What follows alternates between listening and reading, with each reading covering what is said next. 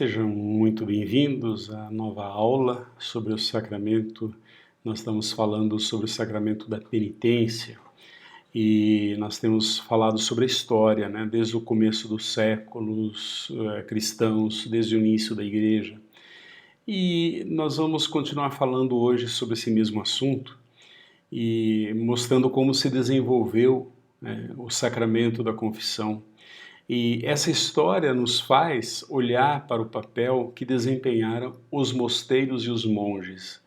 Olha, a gente pode dizer que o sacramento da confissão, como nós o conhecemos hoje, sabe, quando você vai confessar com o padre e o padre te dá absolvição, esse esqueminha aí, esse jeito, ou esse ritual, ele existiu na igreja graças aos monges, aos mosteiros que proliferaram ali a partir do século IV, século IV no Oriente, século V no Ocidente, né?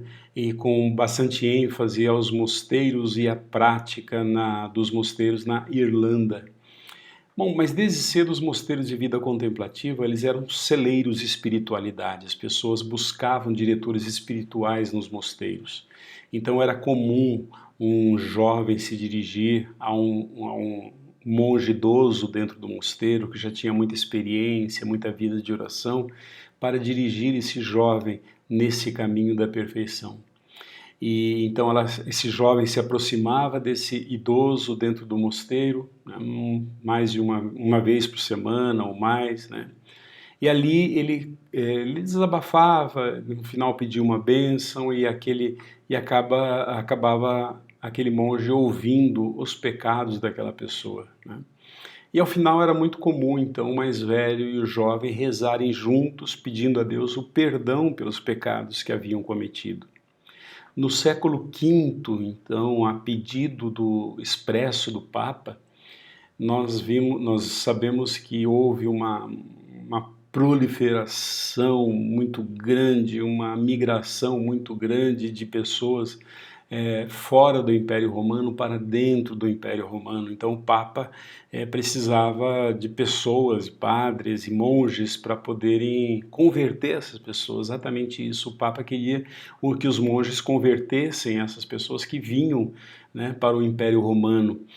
Ou vítimas, ou porque eram arrastados lá por causa das guerras, ou porque fugiam das crises dos seus países, né, digamos assim, né, dos seus lugares onde nasceram, e fugiam para o Império Romano, que sempre foi muito rico, né? Então, como tinha um grande fluxo de pessoas entrando no Império Romano, precisava convertê-los. Então, o Papa, na época, no século V, ele deu esse ministério, digamos assim, aos monges, né? E eles traziam com eles a prática da confissão dos pecados. Então, isso era um costume monástico, não era de padres, diocesanos ou outras ordens religiosas, mas era dos monges. Os monges tinham essa prática, particularmente os monges ali da Irlanda. Os monges acreditavam que a conversão ela deveria ser acompanhada de um profundo arrependimento. Então, só falando os seus pecados é que poderia haver esse arrependimento. E a prática da confissão dos pecados, então, ela começa a se espalhar por toda a Europa. A gente não pode dizer que em todas as paróquias, igrejas, existia confissão, como nós conhecemos hoje. Não, isso foi aos poucos se espalhando por causa da influência monástica, né? Embora alguns bispos aceitassem isso e outros não aceitassem definitivamente. Eles não acreditavam nessa história de confissão, alguns, e não aceitavam nas suas dioceses. Preciso bem entender isso, né?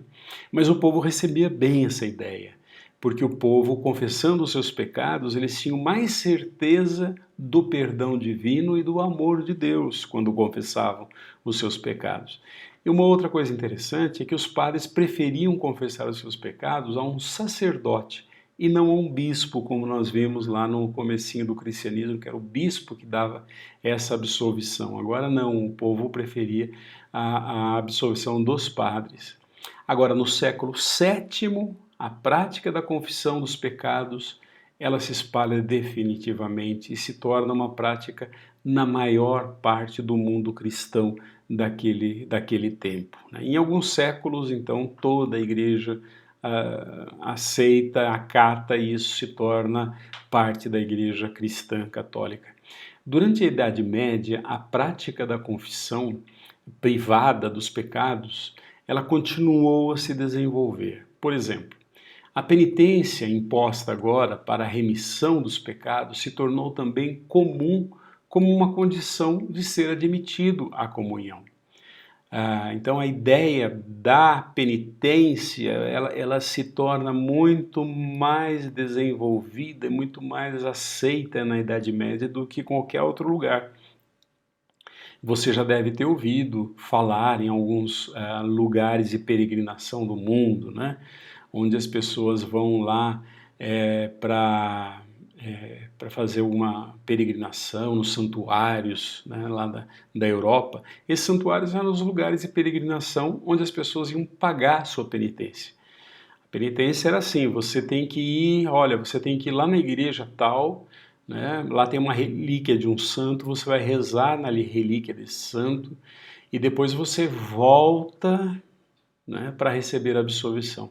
A absolvição na Idade Média não era dada logo em seguida da confissão. Poderia demorar dias, meses, semanas e até meses, né? Porque a pessoa ela ia lá naquele lugar um dia que ela pudesse ir. Então ela ia cumprir essa penitência. Depois que ela cumprisse essa penitência, com certeza havia um selo, alguma coisa de um padre dizendo essa pessoa passou por aqui, né? Então até hoje a gente vai em alguns lugares na Europa, você vai caminhando, vai recebendo um selo de cada igreja que você vai ficando. Esse é o costume medieval, né, para dizer assim, essa pessoa cumpriu a penitência, então ela pode ser absolvida e pode voltar à mesa da comunhão. Então, no início, a penitência imposta ela estava muito relacionada ao pecado e também tinha aquela coisa de você reparar o que você fez de errado. Por exemplo, você roubou 2 cabras, aí você tem que, como penitência, devolver 4 cabras ao dono. Você roubou 2 galinhas, tem que devolver 4 galinhas ao dono, né? Mas o mais comum se tornava essa penitência, que era oração em algum santuário, né, mas também toda vez que se roubava alguma coisa, era obrigação de devolver. Isso até hoje. Se você não sabe disso, é bom você saber, né? Quando nós confessamos um pecado, que roubamos alguma coisa ou fomos desonestos em alguma situação, a gente tem que devolver aquilo que foi roubado. E aos poucos foi sendo acrescentada a absolvição dos pecados, né? E a distinção entre pecado venial e pecado mortal, ou pecado leve ou pecado grave, né? Essa é uma tradição antiga na igreja, a dos pecados mais graves e dos pecados menos graves. Dentre os pecados graves estava o homicídio, o adultério e a idolatria. Eram considerados pecados mortais, por quê? Porque realmente matavam a graça na alma de uma pessoa. E se entendia isso, que você matou voluntariamente a graça de Deus na sua alma. Então se entendia que se essa pessoa morresse nesse pecado, ela não possuiria a vida eterna, ela iria para o inferno com certeza, né? Outros pecados eram considerados leves e mais facilmente perdoáveis, né? Na Idade Média apareceu até uma lista de pecados mortais. Então, se você ia confessar com o padre tinha que ler na lista qual era o seu pecado e qual a penitência que você merecia. Então tinha manuais, esses manuais foram criados na Idade Média. E por trás do pecado estava sempre, né, como se via, a necessidade de saber se a pessoa deliberadamente rejeitava Deus e deliberadamente escolhia viver longe da graça de Deus. Nesse tempo da Idade Média, os teólogos desenvolveram a ideia de que os pecados, a exemplo do que acontecia com a quebra de uma lei civil qualquer, o pecado tinha que ter uma punição, a fim de que a pessoa aumentasse nessa pessoa a consciência da consequência do seu pecado. Claro que Deus perdoaria o pecado confessado com a absolvição recebida, mas o pecado continuaria a ter consequências. Daí nascem também as indulgências, né? Como nós podemos falar em outra oportunidade. Os teólogos medievais, eles diferenciavam entre uma punição temporal e uma punição eterna depois da morte. Tudo que eu estou falando ainda é válido até hoje, não é que na Idade Média, estou falando como na Idade Média tudo isso se desenvolveu, essa teologia se desenvolveu, né? O lugar onde a punição temporal seria experimentada seria o purgatório, e o lugar da punição eterna seria o inferno. No século XVI, nós vamos ver certa defesa intransigente de uma posição, de outra posição, porque os protestantes da Reforma de Lutero rejeitavam a confissão dos pecados. Então, o que acontece? A Igreja Católica ela reage contra os protestantes e nós sabemos que apareceu aí o Concílio de Trento para contrapor as ideias de Lutero. O Concílio de Trento impõe severas legislações e ensinamentos enormes com relação ao sacramento da penitência. O concílio reafirmou que é da vontade de Deus que uma confissão integral dos pecados é necessária para receber o perdão divino. O Concílio de Trento dizia: sem a confissão você não tem o perdão divino. O concílio entendeu que uma confissão integral exige que se confesse as particularidades de todo o pecado mortal. Quantas vezes você fez, com quem você fez, quais as ocasiões do pecado, tudo isso tinha que ser falado. E os pecados veniais, eles não precisavam ser confessados, eles podiam ser confessados, mas não era obrigatório, visto que são perdoados até quando a pessoa vai na missa e faz o ato penitencial ou recebe o sacramento da Eucaristia, o pecado venial é perdoado. O concílio também insere a ideia do significado da contrição perfeita e da contrição imperfeita. O que é a contrição perfeita? O que é a contrição imperfeita? Comecemos pela contrição imperfeita. A contrição imperfeita é um arrependimento que a pessoa sente, uma dor que a pessoa sente porque ela pecou. Mas o motivo pela dor não é uma coisa perfeita, porque ela sente aquela dor porque por exemplo, ela perdeu o céu, vai para o inferno. Agora eu vou para o inferno. Então não é uma contrição perfeita, porque você não sente a dor pelo pecado, no pecado mesmo, por ter ofendido a Deus, mas porque você mereceu algum castigo. É a mesma coisa, por exemplo, uma pessoa que mata uma outra pessoa, né, e ela começa a chorar, e o repórter lá pergunta: você está arrependido? Eu estou, mas por que você está arrependido? Porque agora eu vou para a cadeia. Quer dizer, ele não se arrependeu por ter matado a pessoa, mas porque ele vai para a cadeia. Então, nesse caso, não houve um arrependimento legítimo, né? Não houve arrependimento de ter magoado ou ferido alguém. A contrição perfeita, ela está baseada no reconhecimento de que a confissão dos pecados é necessária. Então, o Concílio de Trento vai falar o seguinte: se você não sabe se a sua contrição é perfeita ou não, é só ir se confessar, porque se você vai se confessar, significa que a sua contrição é perfeita. Por quê? Porque você, naquele momento, está sendo levado por um espírito de humildade, porque ter que falar para um sacerdote, ser julgado por um sacerdote, humildemente, significa que a sua contrição é perfeita. E se você está lá no confessionário, você vai receber uma penitência, quer dizer, você vai receber uma penitência pelo que você fez, né? Você vai reparar o que você fez, então a confissão é o melhor meio para dizer assim: a pessoa teve uma confissão perfeita. E a confissão e a comunhão foram impostas pelo Concílio de Trento pelo menos uma vez por ano. Em outras ocasiões nós vamos ver por que o concílio teve que impor isso. Porque o povo não se confessava mais e não comungava mais, né? Achava que a comunhão era uma coisa tão santa que não eram dignos. Então o concílio impõe a comunhão e a confissão pelo menos uma vez ao ano. Agora o Concílio Vaticano II. Chegamos no Concílio Vaticano II, nosso concílio na nossa contemporaneidade. O que ele tem a dizer sobre o sacramento da confissão? A primeira coisa é que nesse concílio se cresce a percepção do sacramento da confissão, a percepção de que esse sacramento precisa sobretudo, passar por uma reforma. Ele é muito legalista, muito cheio de leis, cheio de normas, faça, não faça, isso e aquilo, né? Então ele precisa de uma reforma. E entre os católicos havia tanto a ideia de receber o sacramento era uma coisa obrigatória, como aquele que só recebia como uma prova de arrependimento para crescimento na graça. Então tinha uns que recebiam, outros que não recebiam por vários motivos. A reforma do concílio reafirmou dois princípios sobre o sacramento da confissão. O primeiro princípio é a contrição. A confissão e a satisfação, né, são uma graça da ação do Espírito Santo.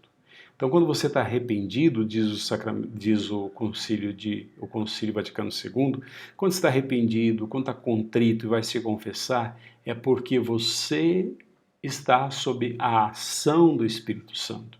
Não é porque você fez uma coisa errada e aquilo te pesa, não é seu, não, porque a graça de Deus te chamou para esse sacramento, né?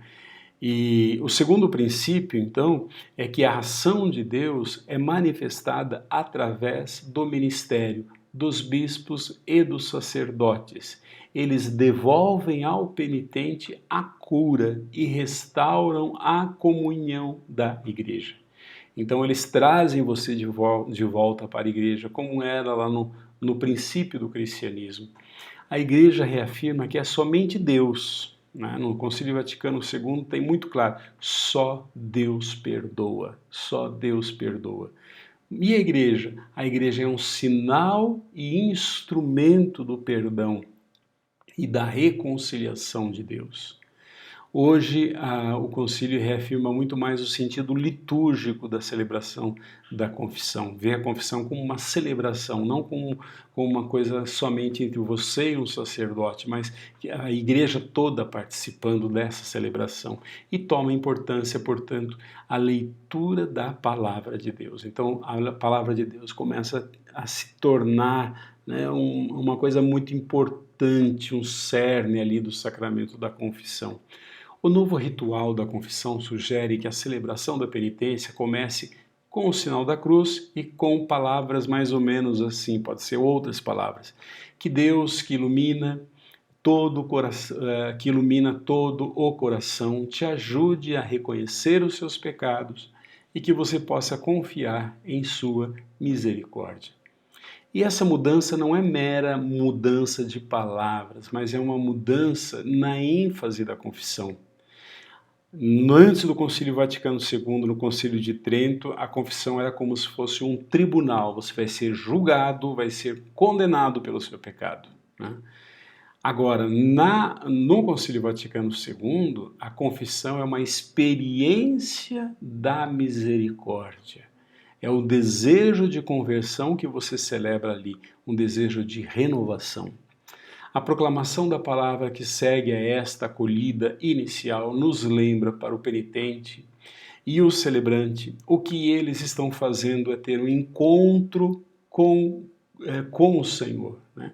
A palavra de Deus quer nos lembrar que nós estamos nos encontrando com o Senhor e nos reencontrando com a abundância da sua misericórdia. E não é, portanto, uma rotina de recitação de faltas e pecados, não é isso. É um encontro com Deus misericordioso. O lugar da confissão também diz muito. Antes nós tínhamos o confessionário tradicional, onde o penitente se ajoelhava anônimo por detrás de um véu escuro, que ele não via o padre não via ele. Hoje, em muitos lugares, isso é substituído, muitas vezes, por uma capela da reconciliação, ou um lugar livre onde o padre e o penitente se sentam um de frente para o outro. Então, muito mais do que uma simples confissão, o sacramento deve ser um diálogo. Um diálogo entre o padre e o cristão a respeito do quê? Da sua jornada de fé.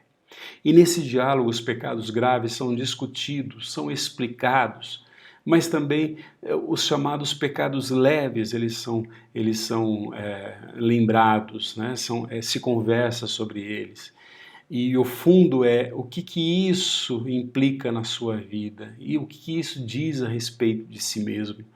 Então é muito mais profundo hoje confessar os pecados. E o propósito desse diálogo é rever as circunstâncias, né, as condições de vida da pessoa e também das decisões, das escolhas que ela fez. E assim ela poder receber então uma direção, um encorajamento, uma correção quando for necessário.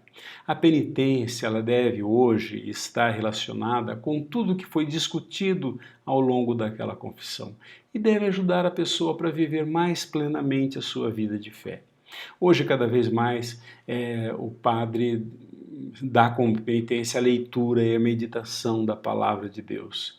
A absolvição é dada com a imposição das mãos, tocando no alto da cabeça da pessoa, num gesto de bênção. É mais um pastor, um pai que vem cuidar de alguém, não um juiz que vem julgar ninguém. É isso que o Papa Francisco tem sempre falado para nós.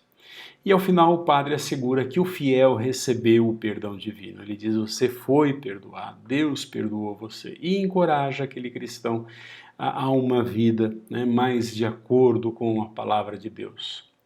E no próximo encontro nós vamos falar sobre os efeitos na nossa vida espiritual desse sacramento. Te vejo até lá.